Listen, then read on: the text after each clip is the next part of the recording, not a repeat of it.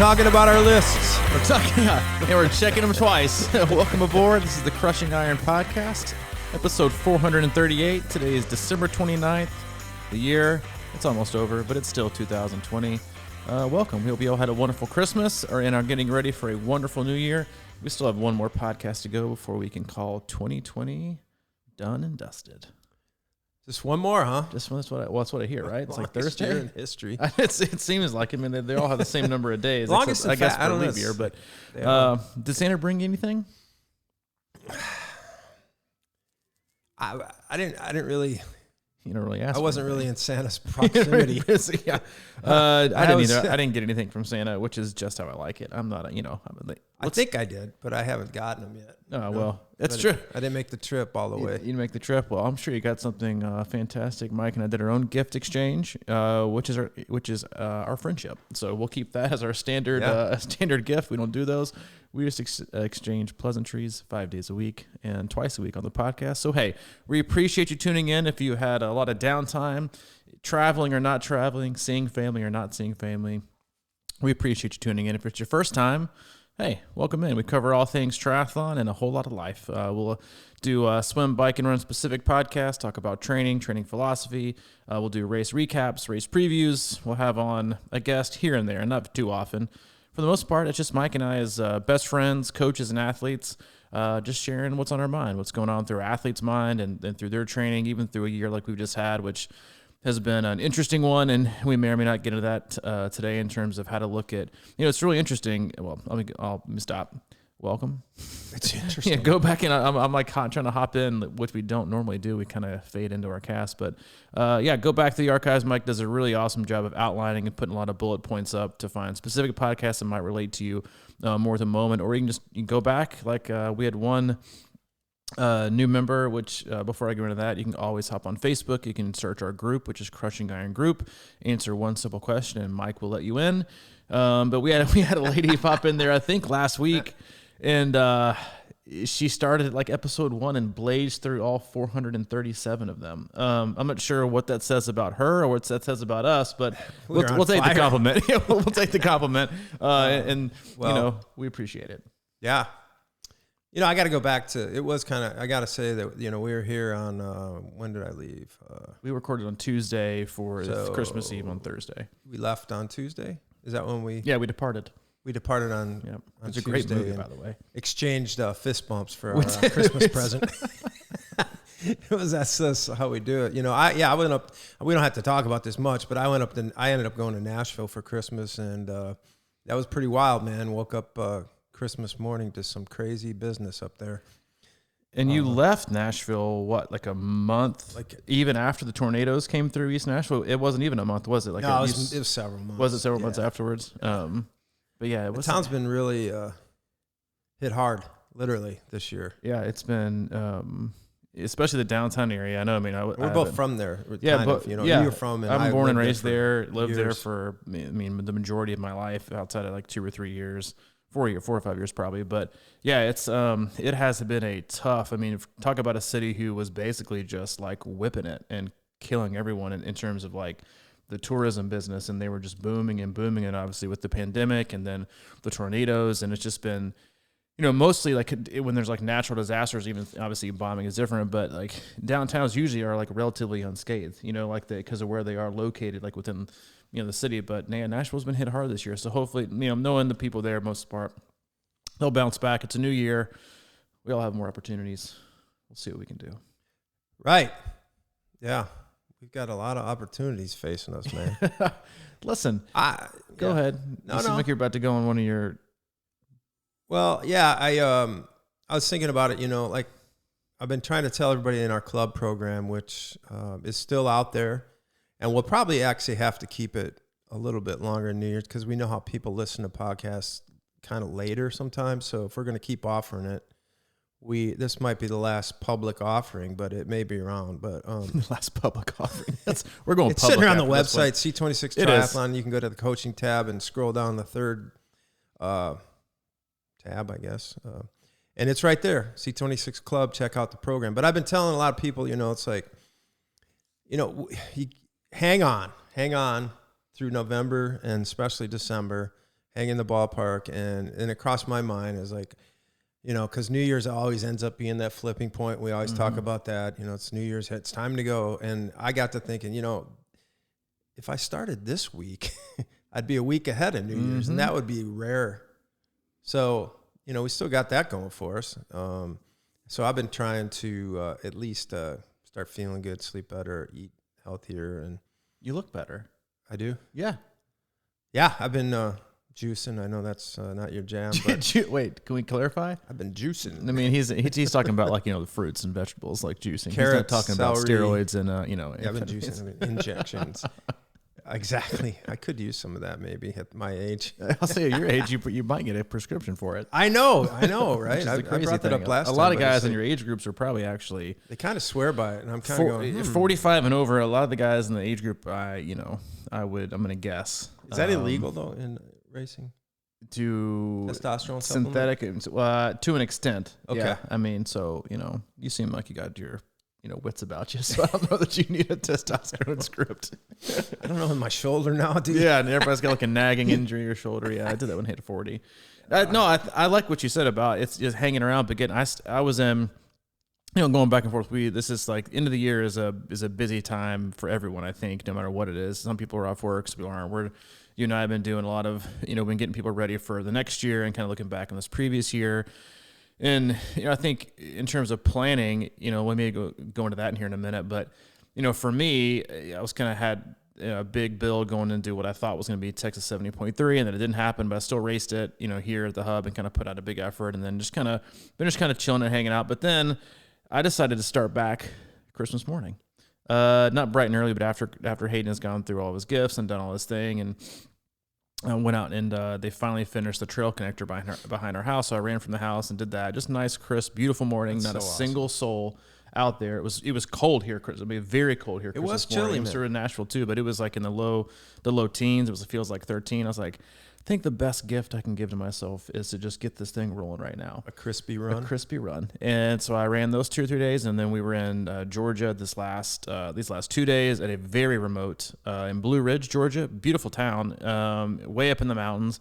And so I was like, I need to keep this streak going. I need to find a place to run. So I went and searched and found like actually a really nice trailhead.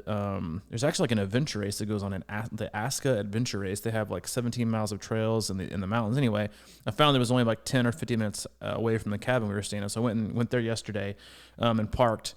And it didn't even say runnable. It said hiking and mountain biking. And I was like, what am I about to get myself into? Well, I got myself into 500 feet of elevation in the first mile that I ran. That's outstanding. But I actually liked it. Like, I don't know about you, but I get into these grooves sometimes where I'm never really obsessed with pace in general, or like, but you get sometimes, I think we all get into those modes where we like on the bike, for example, we have athletes that specifically say like, the higher intensity, high RPM stuff, I don't like it, but I can always get into some big gear work. Like they love the grind, they love the strength aspect of it, and it makes you feel different. And obviously you need to hit both of those, but you get into those. And so I think it's great. And you and I have talked about this before, especially like as we kind of look back on the season and you talk to athletes and you're like, there comes like a fine balance. And if you know they love it, for the most part, you should probably just keep giving it to them, right? Because they're more likely to do it than they are something else. So obviously, then the further you get along, you have to do certain things as well to develop what you want to develop. But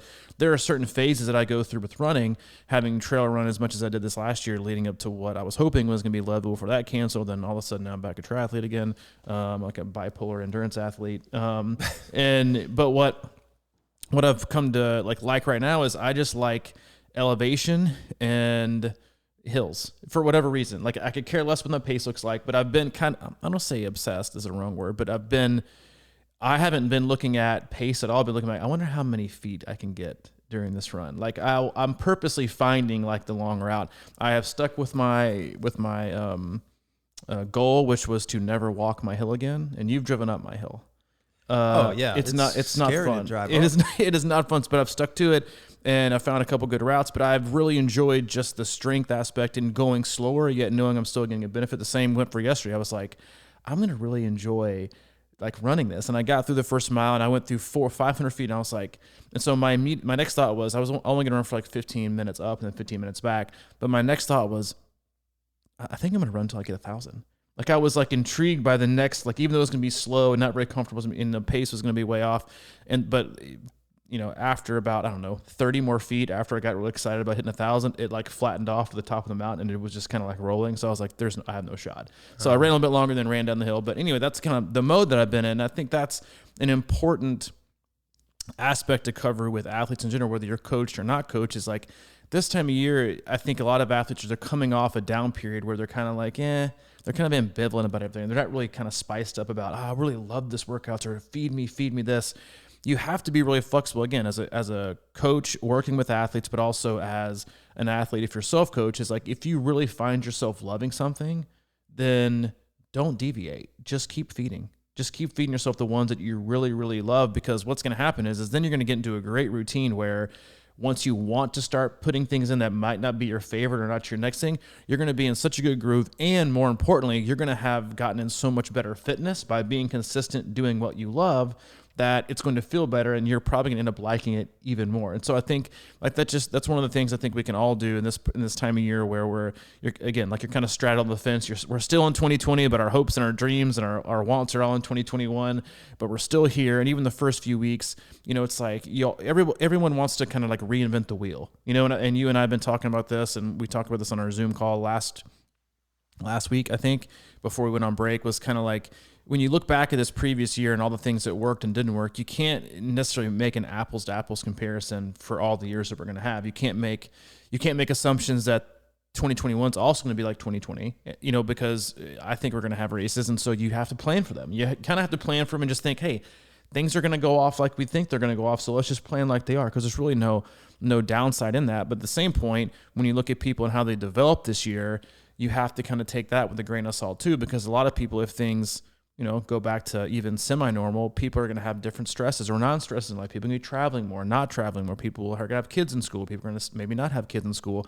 They won't be able to train more. There's so many things to take into account. So while you can plan your season, and, I think that's important to note, like that I made very clear to the athletes that we work with, was like, you may see like a rough draft season outline in your training peaks now, depending on when your race is, but everything you see is in pencil, right? And I think that's it's hard, I think, for athletes to wrap their brain around that not everything you see has to be concrete. Not everything has to be like, well, this week has to be a down week. It has to be a recovery week. But if you look back at the training and you haven't trained enough to deserve one, then you don't need one. Carry on. And so it's a great time to be flexible. It also, I think, very gracious with yourself. And I just say, if you find, whether it's swimming, cycling, or running, if you find something that you love, just throw gasoline on it and just let it go, and don't be like, but I need to balance things out more. If you love it, keep doing it, because as long as you're moving and you're getting in better shape, you're going to be heading at least in the right direction. Yeah. A couple of things there. The one, because the club program is, we talk about it, and it's basically laying out your training plan for 2021. So I've got a lot of people in the club that I've been working with, and I'm trying to sort through things as we turn the corner to January 1 and figure out, we've been working together, a lot of us already, for about 3 or 4 weeks. And some people are doing great. Some people aren't as consistent, but that's okay. But they've been pretty good for the most part. And I think it's interesting thinking about January 1, because I do think that a lot of us feel like, all right, now it's on. It's kind of like we got the holidays out of our system, sort of thing, and it's New Year's. But for me, I've really been contemplating this idea of kind of pumping the brakes a little bit more, because, most races are a long ways away yet. And again, it's not like long ways away. It's not like you have to come out of the gate, like with me, even, is I'm not going to get out there and start doing 3 or 4 hour rides on, next Tuesday or whatever. And so that's an important factor to me. I think it's like we got to think about what we're going through right now, especially if you haven't been totally consistent, you're in the ballpark, but don't come out too hot, man, because it's like, it's the old adage of just like pouring it on in the first quarter and then falling apart later in the game. And secondly, you were talking about the, running up your hill and just sourcing hills and things like that. I think one thing that I've always advocated and thought about is that, especially when you're kind of focusing on Ironman for your full Ironman for your A race, or even a half, but how much, strength plays a part in that, and I just think we get too caught up in, the speed work and the high cadence. And I like how you said that, because like a lot of times, people have trouble with high cadence bike work, or, running hard and fast and stuff like that, and sprinting. And I think that's one of those things where we just, that's like one of those come out of the gate hot things where I feel like we got to warm up to it. We got to build that strength. And, those long distance racing, I don't think you can exchange for strength. I mean, I think strength's the key, because I've always talked about it was like, how fast are you going to end up running? You have to be strong to hold up more so than be fast. So you took my two things to your two things. I'm going to take two things back from your two things. Wow, perfect. The first thing you said, we're 2 by 2 today. I'm going to take 3. And there's the first thing you said is I love something. I think a lot of athletes, a lot of people, not just athletes, people in general. Yes. January, it's like people like January 1st comes around and everybody thinks, oh, well, now I can just flip the switch, baby. Like everyone, like we feel entitled that we're going to be able to flip this new switch of, I'm going to get back at it. Like I've got this groove. I've got this willpower. I've got this motivation. I got this level of commitment. January 1st, I'm going to wake up and I'm going to be able to flip the switch. Mm-hmm. Most of us just get in the same damn room as the switch. Like that is your first number one goal. You're not even probably standing by it. You need to just kind of, actually, you might not even be in the house. You need to find the house, walk in the room, get next to the switch, and then flip it. But a lot of people will set themselves up for massive failure for the whole year because they're going to heap on all these expectations and goals, and they're going to make all these lists of all these things they're going to do just because they assume because we get a new year, we get a new day. It doesn't matter. It's a day, okay? It's a date and a date. Like that's it. You don't get special powers on January 1st to make you any different than you were when you went to bed the night before. You're the same person. So I think what you have to understand is while you might want to accomplish all these things, you need to understand and be objective and also just be okay with where you are. You can't just jump into the room and flip the switch. Man, like that's just like, yeah, but that's it. But you have a better chance of becoming the Mike you want to become in September for Ironman Chattanooga than you do jumping ahead and assuming you're already there. Because what's going to happen is you're probably more likely to regress back to the Mike Troll you are right now if you try to jump ahead too fast than if you just kind of take it incrementally as you go along and just kind of be realistic. Most athletes, and especially triathletes in general, hate being realistic. We love to do what you were going back to in your second point was, but low cadence work and like the putting up the mileage and like building a good base of getting a lot of running. That doesn't excite me. I want to do some fast things.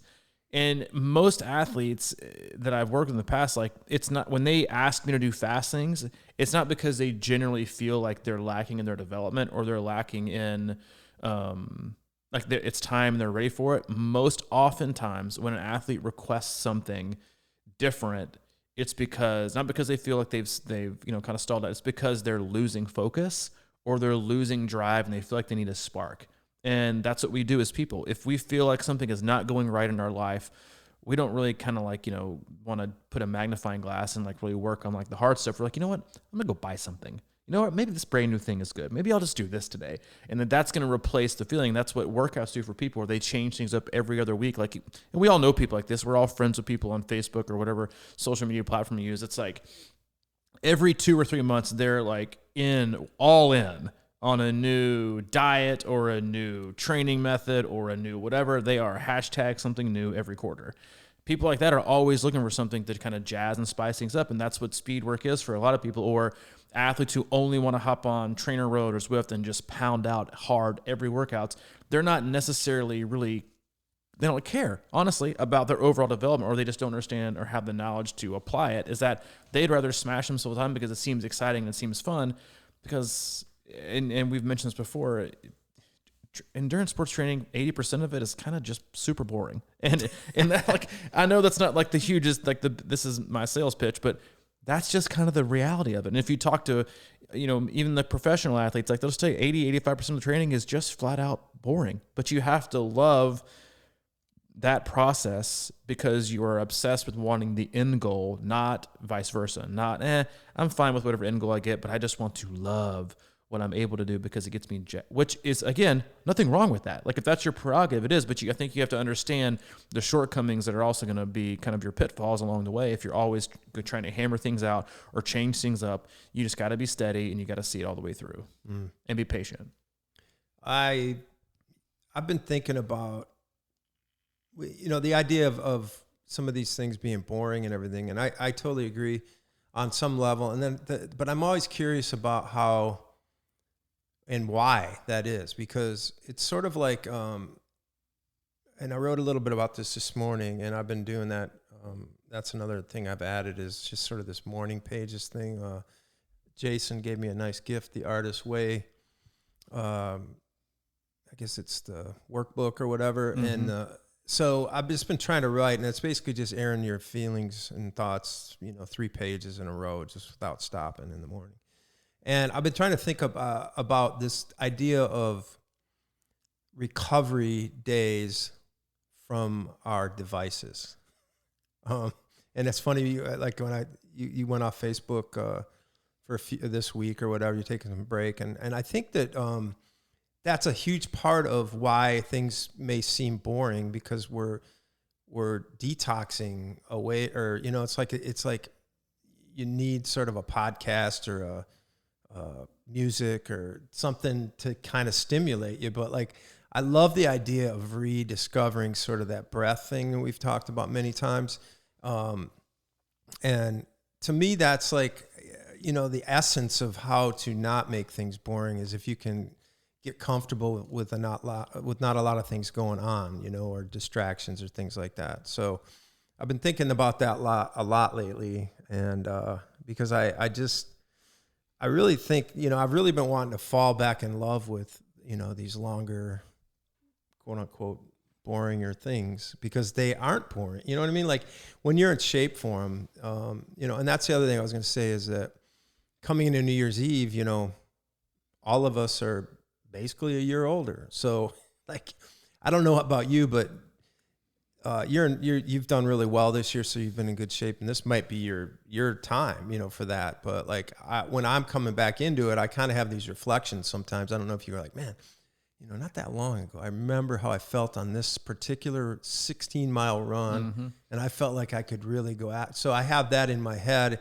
and that's my target, I guess. But like on New Year's Day this year, it shouldn't be a target, right? So I'm thinking to myself, okay, if I just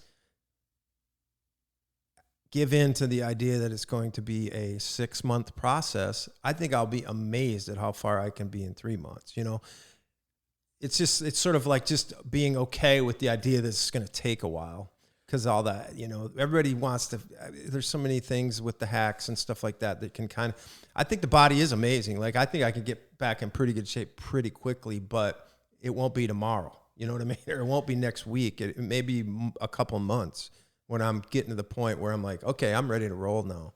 Yeah, I think one of the most important things for every athlete and this every person in general, I think to look at when you're trying to maybe re-achieve or reach a previously, attained goal, like that, like you're saying, like that 16-mile run you referenced, isn't necessarily to shoot for the end result, but shoot for where that beginning result was that got you on that path, right? It's like a lot of athletes love, like, oh, well, and I had the same run. Like, I have a run that I did, like, and I'm probably not that far off of it, but I was looking back through some of my own training this last week, and there was a run I did, like, I don't know, maybe 2 years ago. It's because last time I really raced was long, and it was before I went through like a slight setback and injury. I did this like 17 and a half. I think I actually texted you this, which I don't text you much like workout pictures, if ever, or really anyone.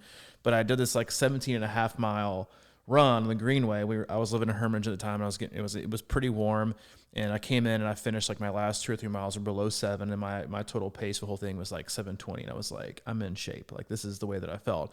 And when I was looking back to things, my first thought was, man, I want to get that back. Like, I actually don't feel like I'm that far off of it, but instead of being like, all right, what do I have? How can I get right back to that, 17, what's it going to take? Well, what you really want to do is look back weeks and weeks and weeks and weeks prior to that and be like, see what the work was you did to get there, not just the end result. So I was like, oh, lo and behold, 6 runs a week, occasionally 7, mostly, zone 2, the occasional longer tempo run, consistent over like 6-7 months. It's like, that's what got me there. It's like, oh, okay, well, and while I think on one hand that seems not satisfying to people, it's because like, but I want it right. Like I said, I want it right now. I want the 2 run a week platform of greatness that's going to get me to, unleash my best threshold pace for, whatever. But on the other hand, the easiest part of it, if you want to like really unravel it, is like, oh, you're just telling me I just have to kind of start running, and like build on to the runs, and I have to run fairly. You're not telling me to run hard. You're just telling me to run, 3 days a week, and then build to 4, then kind of build to 5, and kind of build to 6. I can do that. It's not as exciting. It's not as fun. It's not like something. Like where you see people chasing these times. But if you want to get to those times, you have to be obsessed with the things that like the mundane things that you think might not be super exciting. That's what gets you to the end goal. And so if you have that, especially like if you've gotten injured or you had a lot of setbacks this year, or, 2020 really put a hurt into you, like it did a lot of people, you're like, I really want to get back in 2019 shape. Well, don't look at 2019, look at 2018. And look, because you're probably a year behind, right? Yeah. And so you always have to go back way, way, way, way back to see, okay, what worked to what got me there. And again, everyone changed. Everyone's life's different. You're always an evolving athlete. So what worked then might not necessarily work now. But it's important to note, I think, that if it ain't broke, don't fix it. A lot of people love to reinvent the wheel because that's, again, going back to the excitement thing. It excites them, and something new is always exciting for the most part. But if you kind of look back at like the most favorite things you have in life, they're not new. They're things you've had for a while. They just kind of been around. You just maybe, and you just love them. And that's the same thing as training. Like you just love it. Like the best athletes that I know, whether they're the ones I coach, the ones that I know that are high performers, they are obsessed with doing all of the normal, boring stuff that no one else wants to do. And they just do it a lot. And they're super consistent with it because they know that it is an incredibly important part of the entire process. It's not the icing or the sauce that you see that a lot of people want to, it's just like life, right? It's like everyone always puts on social media the icing on the cake or the one they dropped on the floor, the greatness or the failures. But what we also don't see is like all the other like normal stuff that goes in between. That's really just what makes up, our life in total. Like 99.9% of our life, the day we die, is going to be made up of kind of like the boring, mundane, uncontrollable things that we just kind of, muck our way through. Yet there are so many amazing things that happen through there that we don't find that are highlights, but it make up really like most people, I think, will tell you that the biggest highlights of their life or the biggest lowlights maybe don't even necessarily have any kind of real shape or force on who they really are. It's just kind of what they do day, because that's just one instance, just one thing that you've done. It's the things you do day in and day out all the time that are the reason that you're Mike and I'm Robbie. Like it's those things. It takes time and it takes a process. And I think in order to really achieve those goals, you have to fall in love with wanting to find that out, but also understanding that it's not going to be flashy. It's not going to be fancy. It doesn't mean you can't rip every once in a while. It doesn't mean you can't, have big goals either. But I think it's important to, like you said, don't come out of the gate hot, because you're going to burn yourself probably, and you're going to burn yourself out, and you're probably going to fall before you get there. The best thing you can do is, instead of trying to, get out, like, I'm going to go out and run 10 miles today, make it to your mailbox. And then be like, I'm going to make it to another light pole. Maybe I'll make it around the block. Because especially if you have, because what most people do is they take off November, December, so they lose fitness. And then what they want to do is go back to the October fitness that they had on day one. Because they like, I haven't been training, I've been taking this, but now I'm ready, baby. And your body's like, whoa. You've had me parked in the garage for the last 2 months. Let's just kind of start the engine and warm me up for a second. Don't take me out and drag race me at midnight on the interstate. Yeah, it's a mindset, man. I really do think that. It's about how do we wrap our minds around this idea that, quote unquote, our practice, our training is fun. I was watching, I saw something pop up last night with that Luka Garza, who I'm talking about, from Iowa, the center. Yeah. He's a player of the year candidate or whatever. Just got whooped by Minnesota, though, didn't they? Yeah, they're not doing too well. They're high hopes. But no. They're still, everybody thinks they got it going, but whatever. Tennessee 6, Wisconsin 7. That's off the AP poll. Yeah, we got beat last night. Wisconsin got beat by Maryland. Perfect. Tough game. But anyway, I saw a thing on him that I thought was really cool. And he goes, people talk about drills and doing the little things and practicing, outside of practice and things like that. And he goes, he said, those are my favorite times. He goes, I love working on the little things and just perfecting these things that becomes, subconscious, that become natural, that you start doing without even thinking about it. And I like to think about that with regard to training and everything like that. I talked about this many times, but like there was a great I never used to really, I played baseball my whole life, but I didn't really work at it until kind of after I got out of college and I started playing that softball stuff competitively. And then, but I would just love to, I just, for some reason, flipped the switch where I love to practice my backhand for like an hour, and then, so those are the memories I can remember. And I just remember loving that feeling. And then there's some plays that I made in games that I know were because of that. So I remember those too, and that kind of thing. And I think that we can do that with training. There's a lot of times when I'm out running, like you're saying, sometimes, you want to let it rip, but let that come to you. I think if you're really paying attention to your body and you know how you feel and you've put in the time, and sometimes you'll be out on a, zone 2 run and, maybe an hour and 15 or something like that. And you might the last 15, 20 minutes or so want to like just see a little bit of, pace, not flooring it, but like just kind of just let it happen, and you start seeing those things develop naturally. I think that's pretty important. I'll tell people, like on some of these zone 2 runs that it might be an hour super easy or whatever, but just, throw a little pickup in there once in a while just to remind your body, because if you're feeling good, I wouldn't hammer it and go all out, but just kind of play around with a little bit of that pace but let that stuff develop over time, because you need to build that into your automatic system. What do you call that? Your auto automatic. I don't even know where you're going with that. I always say into your DNA, but it's like, I like that. Into your DNA. The fabric of who you are. Right. Yeah. Just have it happen naturally without thinking about it, and then trust it too. Cause that's always one, right? Where you can't trust yourself to let go a little bit. And that's the thing, right? Is the more you think about it. I heard a great thing last night on a podcast too, is my boy Alan Watts. He's not around. He's not with us anymore. He's been gone many years, but he's a lecturer in the 50s, and he was talking about how do you, if somebody tells you to focus, like if you're focused, like if you look at that cup, and now I tell you to now really look at it. Now really look at it, and what happens? Your eyes start squinting, and you hurts. Your head gets like you tense. He said that's your ego trying to prove that you're working harder. He said that we have to focus on because that doesn't make you better or be able to see better. You're better when you're all relaxed. And I just thought that was a really interesting point, and I think that applies to all workouts and all races. If you can, your performance is going to be the best when, for the most part, in the races we do, when you're not, quote unquote, trying your hardest, because then you let your ego get involved and you're trying to prove something rather than letting your body dance. One of the things that stuck out there for me, you're talking about when you didn't take baseball real seriously until you got out of it and started playing, I know. Like I'm right there. Like there's so many periods in my life where I wish I could like rearrange and cut and paste where my ability would actually meet would have matched my work ethic at the time. Well, not work ethic, my love to work. And I think that's an important distinguish. Like the athletes that, and I'm talking about like the performing ones that, run a 5-minute mile or that, do 9 hours in an Ironman. Like the athletes who get the most out of themselves in the time that they want to put in and what their goals are, just love to work. Like, and I think work has such a ridiculous stigma to it in terms of like it's something that should be hard and a responsibility. But most people who, and yeah, it's going to feel like that sometimes, 100%. Like, there's some days you and I have probably walked in the same room and like, really not feeling it today.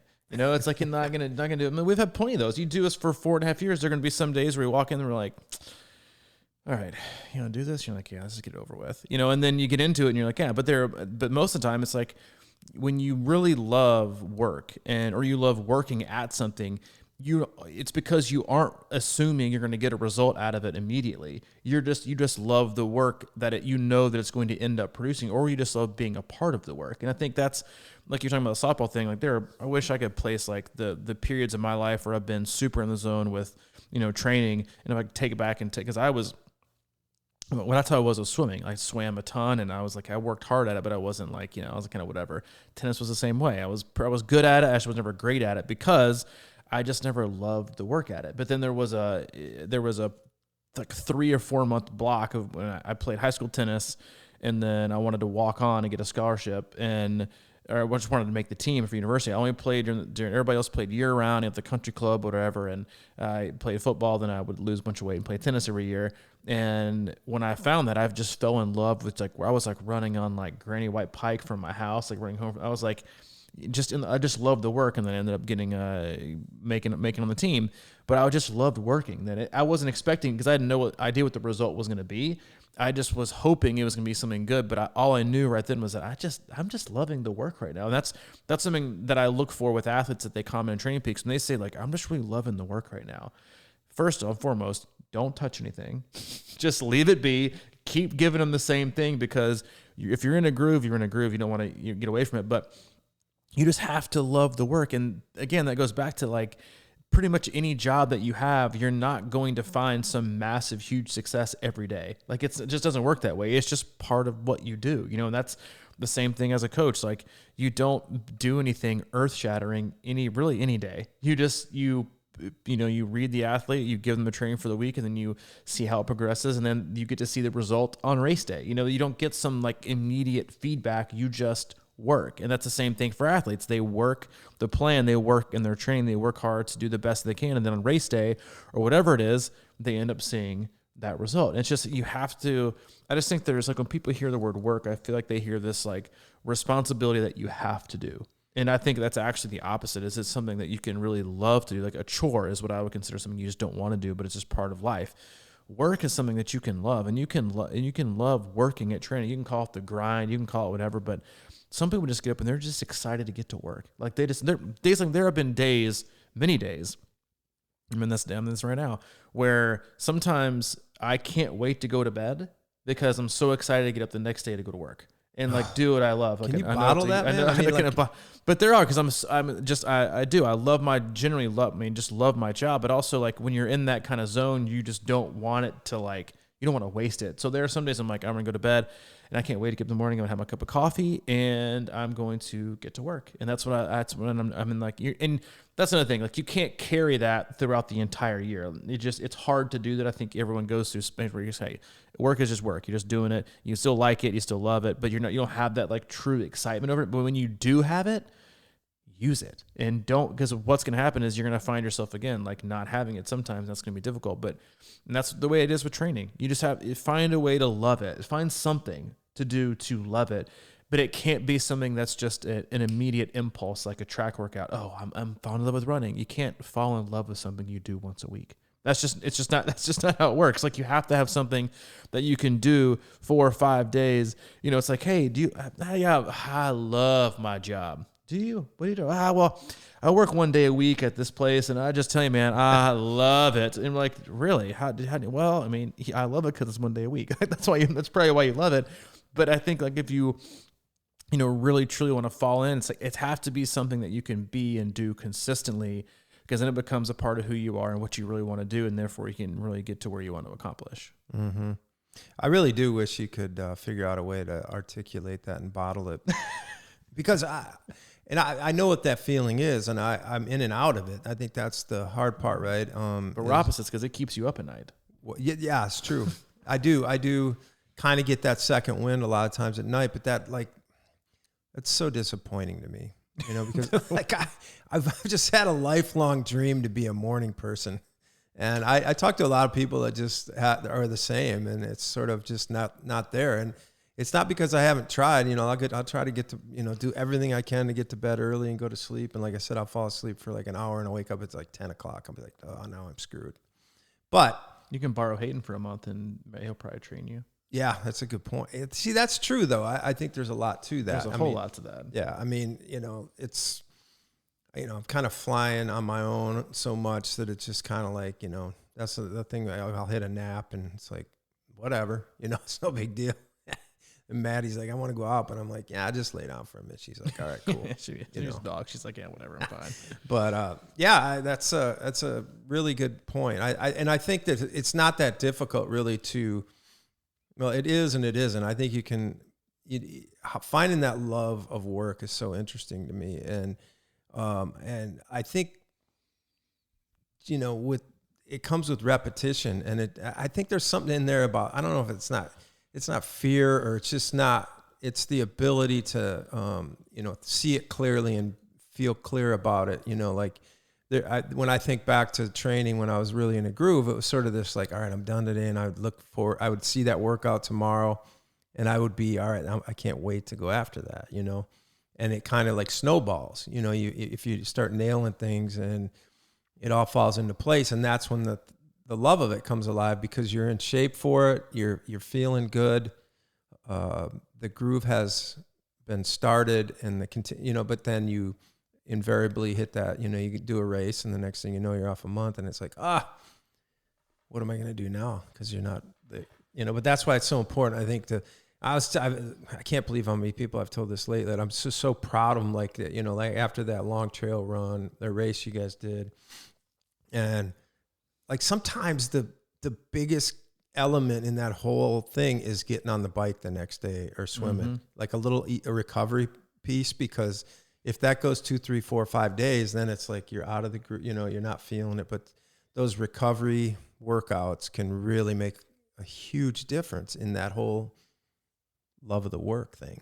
It's not because the race wasn't the hardest. Well, that's because when people who do that, it can keep that. It's not because they look at it like this is the end of my work. It's just part of their work. Right. The race is not the end. There's no expiration date. It's not an end and a beginning. It's just part of the work. It's just part of what they do. And they get up the next day and they get back on the bike and then they get back in the pool. It's not like, don't get me wrong. There are times to like take off and do these things, but well, those people probably aren't thrashed after a race. That's true because they're, so consistent with the work right. they do. I think that's a huge part, It is. And I think it's, they prioritize correctly. They get the things done they want to in the right time. And like, I think that's another thing that I think is hard in the world we live in now in terms of trying to fit in training with life and all the things that we kind of get. Everyone feels, I think, pulled in so many different directions, whether it's justified or not. I think a lot of things in life, like the society has kind of created the need or the kind of the illusion that we all need to be pulled in these different, like we all need to be busy. We all need to be needed. Like I gotta do this. I can't. Well, do you really have to do it? Like, do you really have to do it? Or you kind of want to because you just kind of feel like this, odd responsibility. There was a quote that I read the other day from Ryan Holiday that I loved. It was kind of like I think I'm going to log off and kind of go off the grid for this last week and like hunker down. He said, it was a quote from someone else and I can't even begin to pronounce her whole name. Try it. And I'm good. He said, he said, divide your life into 10-minute units and sacrifice as few of them as possible in meaningless activity.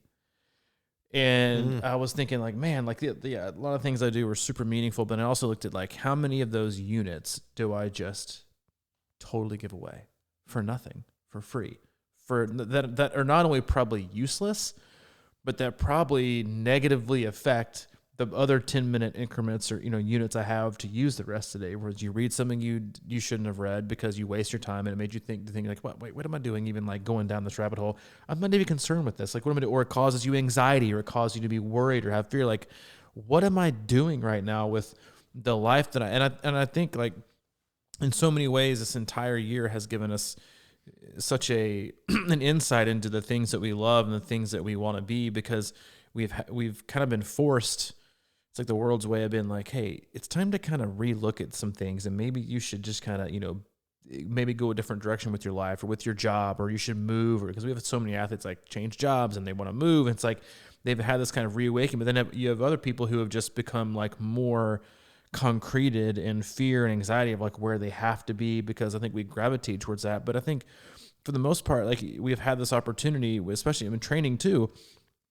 You've seen people this year use these 10-minute increments to just do things that they love, but keep using them for good. Like they don't have to be used specifically for a race. You can just use 10-minute increments to just be happy and show that you are fit enough to go do these things that you love, instead of wasting these 10-minute units on whatever. I'm not saying that all these other things are bad. I'm just saying like I think we should be very careful in where we want to go and who we want to be, and then how we use those 10-minute units of like making us the best version of ourselves that we can. And when you apply that to training, the same thing goes. It's like, I think we get so distracted so often with these things that may excite us, or these races or these crazy workouts. Like, I'm not saying, is it wasteful now? But if you do it too much, it does become wasteful because you end up overtraining. But for the most part, if you just do it because you love it and it feels good, and like you've always said, if it gives you energy, then it's a good thing. Like, what you did was good. If it didn't zap you, like, I was laying on the floor, coach. I was just toasted. I was throwing up 3 times, and I just crushed it. I'm like, well, then I probably effed up, because that shouldn't have been that hard, unless it's like maybe once a year. But there are people who love to do that every week. And I think that's a different kind of love. But, I think we should just, if you're going into this next year and looking how to apply your life and apply things to your training, again, I think work is one of those words that people use as kind of like it has like a negative connotation to it, like around it, like a stigma to it. And I also think the same goes with being selfish. People have always said this about, being an A. It's a selfish program. I'm not 100% behind that phrase, but for the most part, it kind of is. Like, because you should only care about your sobriety and nothing else, because if you don't, then you're not going to have anything else, right? But I think also we should be very, very selfish with the time that we have and the time that we give, and who and why and the things we give it to. And that goes with training. And then we have to be very careful, I think, because most athletes don't have 17, 18, 19, 20 hours a week to do, 15 hours. I think we have to be I think it's okay to be selfish with our time. And so what's going to make us happy and also make us the athlete we want to make. Be selfish with that. Like, don't be a bad parent or a bad spouse or a bad, coworker or friend. But for the most part, if it's about time, be selfish with your time and what you're really going to love, and what's your contribution going to be to your training and to your life today. And are you just giving too much of it away to the universe that really doesn't care? You got to be you to be valuable to others, right? So, speaking of Ryan Holiday, the stoicism in general, I think is really starting to catch on. I mean, it has been for a while, but I think it's kind of the thing right now. I think a lot of people are going that way, and it's interesting. I got into a discussion because I'm old school, and I was talking to somebody. I had no idea. Thanks for newsflash. Well, seriously though, I couldn't articulate it at the time, but I think it sort of just came to me here. Is that, I was kind of talking about like the pyramids and how they got built and everything like that. And I'm like, imagine what that would take today. I don't know, I don't even know how they did it or whatever, but like the things they were doing, way back. Didn't it take like hundreds of years to build some of them? I don't even know.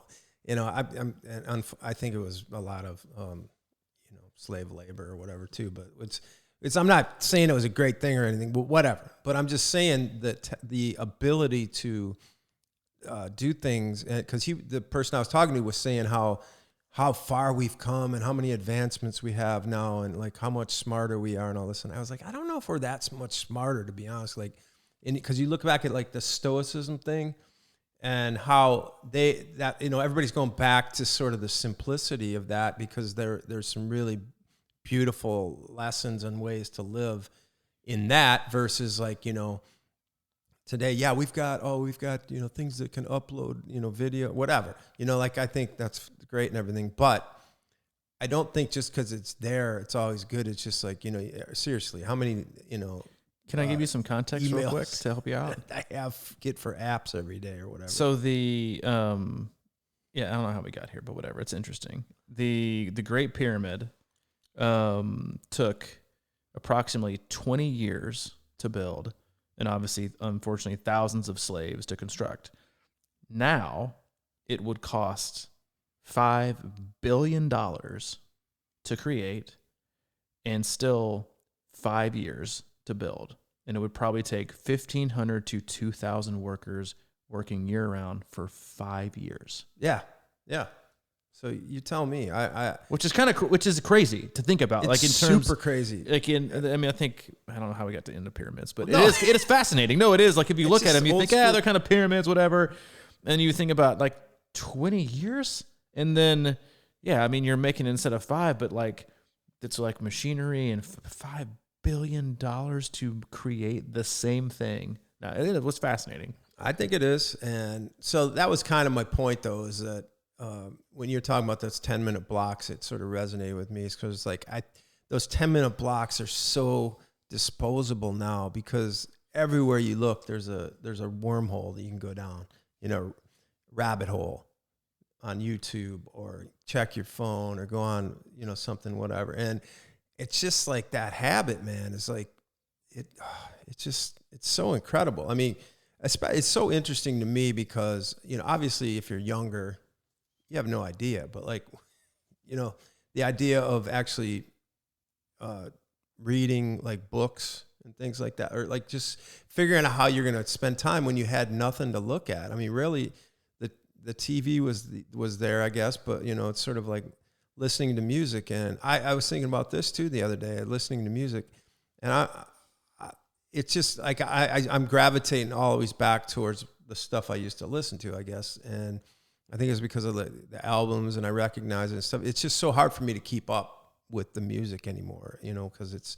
sort of one song here, it's one-offs all over the place, and it's kind of on your phone or whatever. But the point being is it's so easy to go off course in those 10-minute blocks, I think. And so I don't know, that kind of goes back to, I guess, the way I like to train is just like I was saying, without any of that stuff as much as possible, and just sort of being in that moment, because I think that moment is the hardest thing to grasp sometimes. 20 years to build a pyramid. I mean, of course, I said 100 to start because that shows how much the Great Wall of China took about 100 years, I think. Yeah, things that last, right? Things like I'm saying, like things that last took forever to build. I know, but to me, the most amazing thing was like, really? Who signed off on that? No one needed to back then. It was like some emperor who probably owned everybody. Right. He's like, we're going to do this, and it's going to take 100 years. He goes, that's fine. I won't be around. I won't be around, but my legacy will be. Yeah, I know. That's the thing, right? The legacy piece of that. People buried inside of it, but anyway, whatever. Go build your pyramid. No, hey, whatever. I thought that was fascinating. I agree to an extent. I think like intelligence and hard work has just been like kind of on a parallel in terms. Yeah, we made like 1 million advances, and a lot of them are great, but we can do insanely amazing things, right? Like with each one of us can do with our body, with our mind. Like again, like most people. 99.99% of people on this planet will never even come like even remotely close to using as much intelligence as they probably have, and then probably even lesser will even like remotely come close to actually utilizing and becoming the athlete that they really could like become. And a lot of people say, I'm just not really an athlete. I don't have that genetic. And like, it's not all genes and DNA. Like it's a lot of hard work and determination. Like people make themselves into athletes. Like people like, yes, can you have a predisposition to probably being a better athlete than some? Sure. But the best athletes on the planet probably aren't those. They're the ones that work the hardest, because for the most part, they didn't feel like they probably had that. Then you have like the mix, the perfect mix, like the Michael Jordans, who was like a person who was relentlessly working and also insanely talented. But then you also have people who, 5th round draft picks or whatever, and they're like, they just worked their tail off at their craft to be as great as they could possibly become. Mm-hmm. Most of us never even like come close to doing any of that for whatever reason. And I think, if you're looking at, everyone's gonna be doing their New Year's resolutions, and maybe we'll do ours on air on Thursday. Probably not, because I don't make any. But it's to look at the year and think, not how you want to end it, not necessarily want to start it either, in terms of your resolutions and your goals, or what I want to do tomorrow and this year. And I think having like a general idea of what you want to accomplish is important. But I think the best thing you can do is like, who do you really want to be every day when you wake up? What do you want to accomplish? How do you want to, live?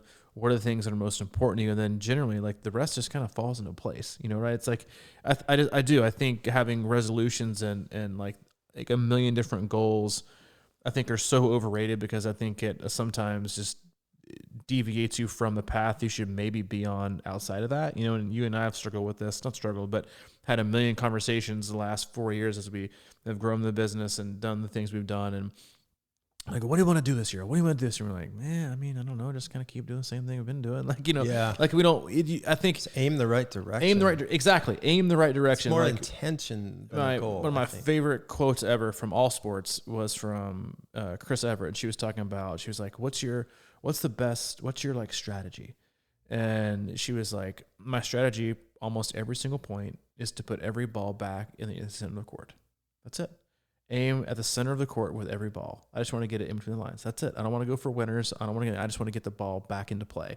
Because if you can do that, for the most part, you're going to win every point because your opponent's going to hit the ball out or go for like, a huge game-winning shot or point, ending shot, and they're going to have all these unforced errors. But all she wanted to do was just get the ball back in the middle of the court. And she was actually, obviously really, really successful, won a ton of Grand Slams. It's not exciting. You're not the most flashiest person on the planet, but if you just get the ball back in the middle of the court and aim right there, then you're going to, like you said, aim in the right direction. You're going to find out where you could be, because I think if you just follow that where you feel you should go, and that same kind of goes back to where we started with training. So we went through the pyramids and went through baseball and went through all the things we talk about with the triathlon related. Back to the beginning, making it all, making the big circle was, find out in terms of like just aim in the right direction. If running or riding or swimming is the right direction for you, and the other things are kind of, to the side or below it or, wherever, just go in that general direction. Don't but I've got to start my training block right now because everyone else is starting it for June. I got to start doing this. But if it's going to end up and you just kind of throwing in the towel, not going anywhere, then you're going to have accomplished nothing. At least go somewhere. And I think that's what everyone should hear now is just go somewhere. It doesn't have to be, you don't have to get there immediately or get there in the next month or even honestly know exactly what you're going to be when you get there. Just go somewhere. That was your deep thought by Crushing Iron Podcast today. Just go somewhere. That'll be a t-shirt. Just go somewhere. Just go somewhere. And you ain't got to go home, but you got to get the hell out of here. And do little productive things. That's it. Every 10 minutes. Every 10 minutes. Like we did for the last 6 10-minute increments. Well, it does feel good like when we get on the podcast, right? Because it feels like a tangible item to us. And that's the one thing, right? It's like, modern day, we have all this technology and stuff. And I think it's amazing because we're using it to put out our product, whatever. And how creative, I don't know, but yeah, I'm just saying. But it's just, it's cool to use it in productive ways. And I think it's easy to get, sucked into using it in non-productive ways. Well, I can tell you right now, and I think you'd agree with me, if we set out to do this podcast, 4 years ago, and we decided that we were only allowed to talk about triathlon, we would have quit. Done. 100%. Yeah. Which is, the subject and at the core of a lot of our 1-star and 2-star reviews is, what are these guys even talking about? This is not a trial. I want to listen to this podcast to, hear all about, some bike run and transitions and sorry. But frankly, if that's you haven't made it this far anyway because we hit pyramid. So exactly. But yeah, we do what we love. We love what we do. We hope you did as well. We hope you have a wonderful end of the year and a great new year. We'll see you again on Thursday and Christmas Eve. We'll be partying up here big time. We'll probably do it at midnight. Probably not. Probably do it at noon, which is my midnight. We love you all. We appreciate you. That is our 1 hour. If you need anything, have any questions, comments, concerns, you can reach out to Mike. He is at crushingiron@gmail.com. If you want to reach out to me directly, I am at c26coach@gmail.com. Yeah. And I am running the club. And if you're looking for a coach, I'm on the market. Go to coaching, check it out. All up in the club. All up in the club. And all right, check out the club. That's all I got. We're back Thursday. Yeah, 2 days, less than 48 hours. All right, quick turnaround. All right, buddy. Thanks a lot, man.